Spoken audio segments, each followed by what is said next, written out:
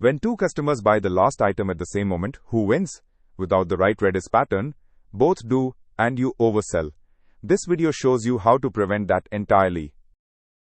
The classic race condition. Read the stock, decide it is positive, then decrement. Between those two steps, another request sneaks in. Redis Lua scripts close that gap by making check-and-decrement one indivisible operation. The client fires a single eval command. Inside Lua, Redis reads the stock and either decrements it or returns -1, all before any other client can touch that key. Steps 2 and 3 are atomic. We seed the key with 2 units, then fire the Lua script 3 times. The first 2 calls decrement successfully and return the remaining stock. The third call sees 0, returns -1, and the reservation is rejected.